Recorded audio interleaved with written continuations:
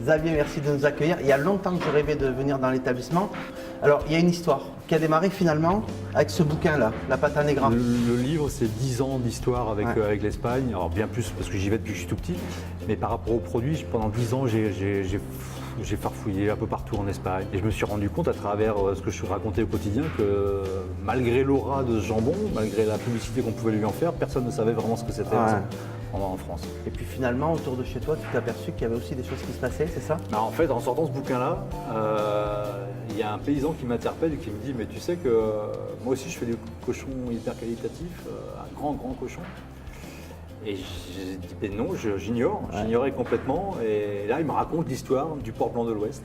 Donc Et en fait, tu as été à la rencontre de gens qui font des vrais produits de qualité, qui font une vraie démarche, quoi. J'ai fait comme en Espagne. Un premier producteur que je choisis pour des raisons très précises. La qualité gustative de son produit, il faut que ce soit bon, il faut que ce soit propre, zéro intrant, zéro chimie, zéro OGM, rien.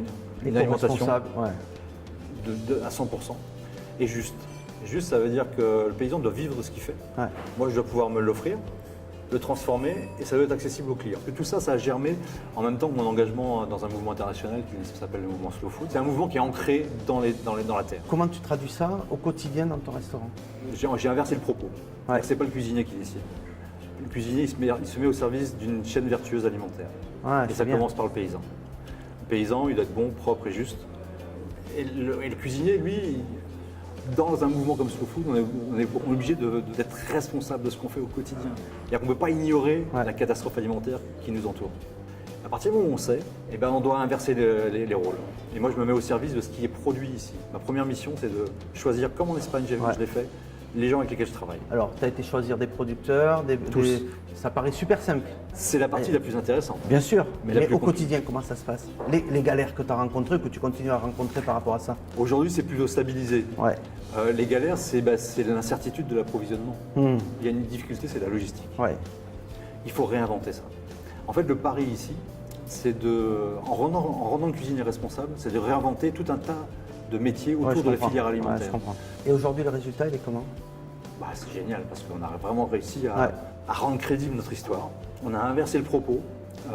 On tend aussi aujourd'hui à inverser aussi la proportion de protéines végétales et de légumes pour répondre à l'empreinte carbone, etc. Donc, il y a un rééquilibre qui se fait. Toute la politique de Slow Food se retrouve dans l'assiette. Et le consommateur dans tout ça? Est-ce qu'il y trouve son compte? Est-ce qu'il est sensibilisé? Tu as vu le midi, tu as 2 entrées, 2 plats, 2 desserts, un fromage. Le soir, c'est un peu plus travaillé, mais c'est effectivement, tu n'as pas un choix à outrance. Donc le consommateur, il a fallu vraiment lui expliquer, le convaincre. On peut parler d'éducation, rééduquer? Rééduquer, non. Éduquer, oui. Ouais. Éduquer, oui. À condition d'avoir des arguments. Alors on ne vient pas au restaurant pour avoir la leçon au quotidien. Il faut aussi trouver le bon moment. La force du mouvement comme Slow Food, c'est aussi, moi, ça me permet de communiquer en dehors du restaurant. Bien sûr. De me faire connaître comme tête de réseau. Ouais.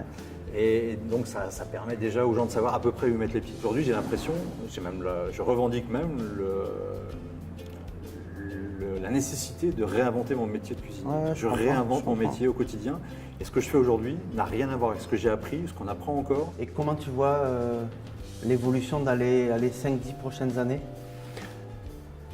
Je crois qu'on va enfin comprendre que l'histoire agricole n'est pas qu'une histoire agricole, mais c'est une histoire alimentaire.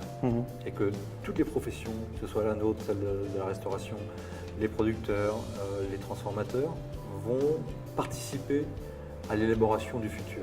Alors qu'aujourd'hui, ça repose essentiellement sur le milieu paysan, qui est complètement déstructuré, explosé, et qui ne peut pas répondre à lui tout seul à toutes ces problématiques, parce que ce n'est pas un problème agricole, c'est un problème alimentaire. Et je pense que dans les 10 ans qui viennent, en tout cas c'est pour ça qu'on travaille, ce sera une question alimentaire partagée par tous, où tout le monde aura sa responsabilité, mais aussi sa part de réponse. Qu'est-ce que je peux te souhaiter de mieux? Eh bien écoute, que dans quelques années, quelques mois peut-être, tout ce que je raconte soit tellement normal que je puisse retourner à la pêche, par exemple, ou prendre du temps pour faire autre chose que du militantisme, même si c'est important. Ouais.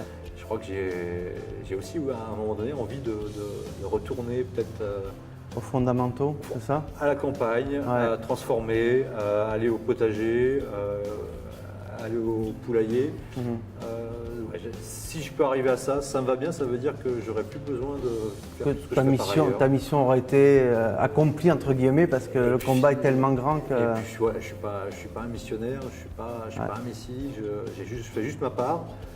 Et puis après, chacun fera sa part. Que chacun fasse sa part. Voilà.